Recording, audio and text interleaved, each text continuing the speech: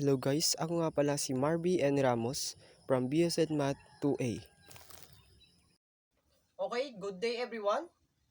Ngayon ay sasagutin natin ang itong triangle. We have the one leg is 15 inches and the second leg is 32 inches and the third leg is the missing sides. Alam natin na sa right triangle ay iisa lamang ang 90 degree.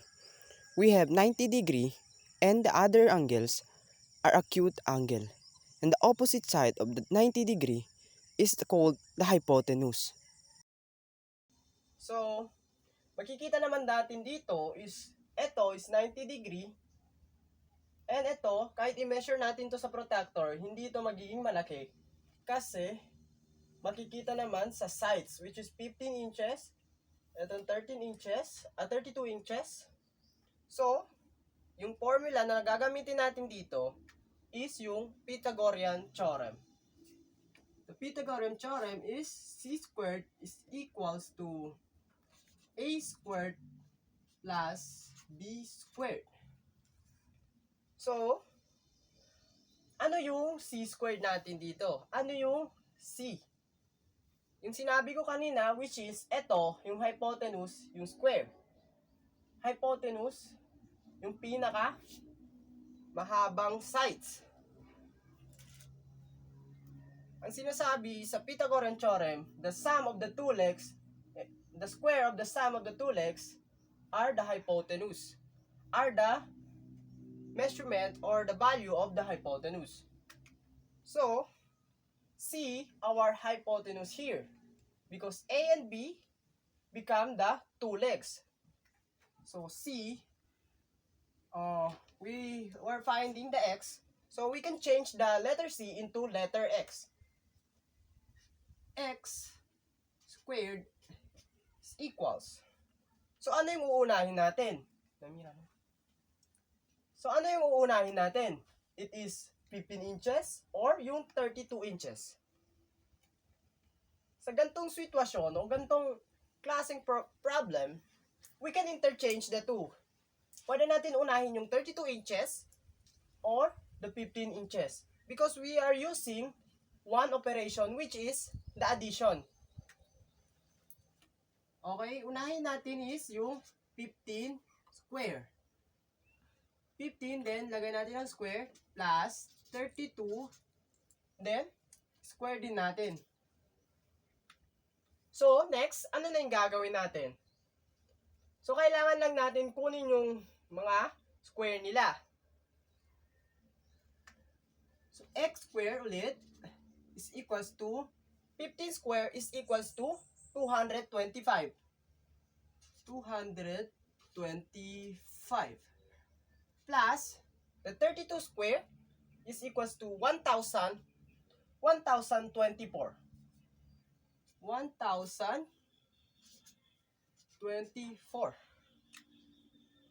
So next, ano na yung gagawin natin? It's same pa rin. Kailangan natin to muna i-add. O yung sinabi ko kanina, which we can interchange these two, kasi hindi naman mababago yung sagot natin. Kapag kasi minus yan, mababago yung sagot. Kung nakikita nyo is, kung 225 minus 1,024, iba na yung sagot, magiging negative na. Kapag positive, 225 plus 1,024, kung ano yung magiging sagot, kahit ibaliktad mo pa yan, same pa rin yung sagot. Kahit 1,024 plus 225 is same pa rin yung value or the answer. So next, we have 225 plus 1,224 is 1,249. So, ano na yung gagawin natin sunod? So, kailangan natin dito is i-cancel itong square. So, ano yung gagawin natin? So, square natin yung dito para mag-cancel yung square root. Kung i-square natin yung dito sa kabila, dapat i-square din natin yung opposite side niya. So, nilagyan ko din dito ng square. So, this square will be now cancelled. Then, x is equals to, i-plug in lang natin sa calculator and lalabas tayong 35.34 inches. So, our hypotenuse is 35.34. That's all. Now, let us move on to the problem number 14. A 12-foot ladder is 3.5 from the wall. How high on the wall does the ladder touch? So based on the word problem, a 12-foot ladder, which means if this is the wall, okay, let's measure this. This is the wall.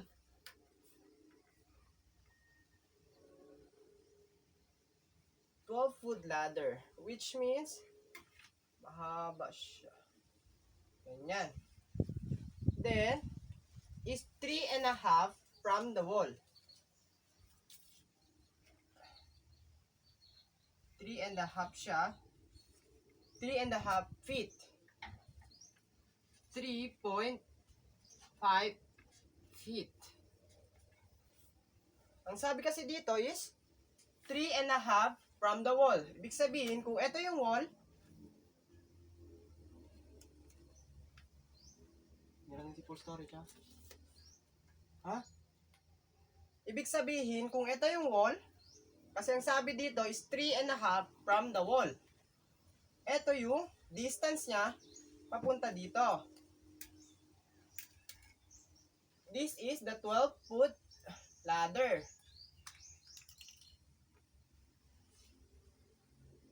Ganyan.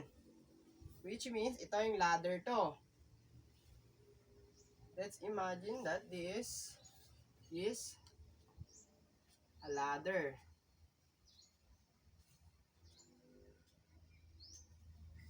This is our ladder. A 12-foot ladder.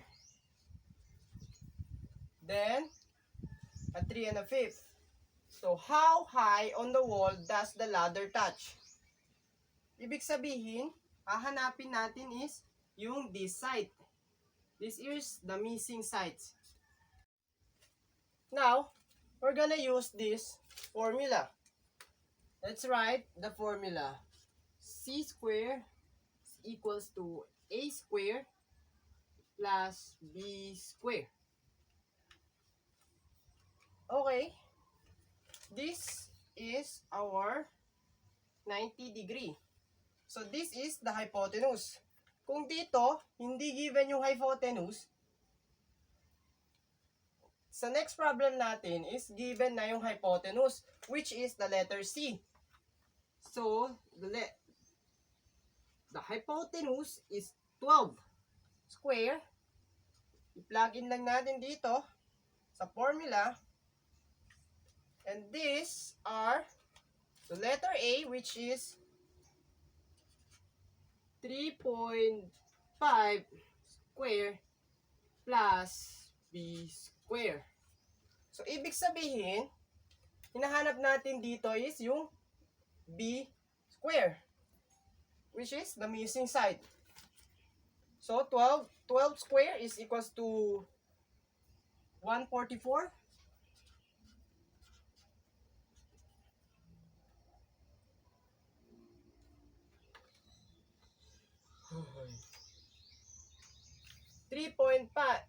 3.5 square is equals to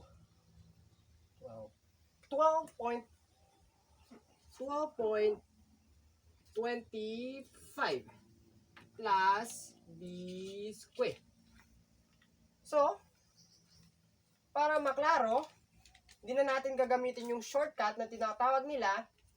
Gagamitin natin is yung, eto, hindi natin gagamitin yung transpose sa kabila. Which means, para i-cancel tong 25 and i-move natin papunta dito, kailangan yung opposite ng addition is minus. Is subtraction. Kung i-minus dito, same dito kanina kasi nag-square tayo. Kung i-minus natin dito sa kabila, i-minus din natin dito sa other side. 12.25. Kailangan natin tong i-cancel. So, as magiging yung eto, cancel out. Then, 144 minus 12 is equals to 131.75. 131.75. So, since na-cancel na to, magiging equals b squared na lang siya. So, same here. Kailangan natin ulit i-cancel tong 2, I mean yung squared, i-square lang natin para ma-cancel yung 2. Kung i-square natin dito sa kabila, same dito sa kabila. I-square din natin. So, ito, magiging cancel ulit. Ito is equals to 11.49. Is equals to B. B na lang yung natira kasi wala nang square. So, 11.41 feet. So, B is equals to 11.49 feet. This is our P.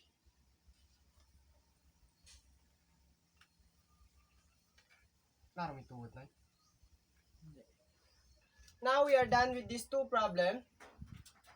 We solved these two kind of problem, which is the number 7 and the number 14.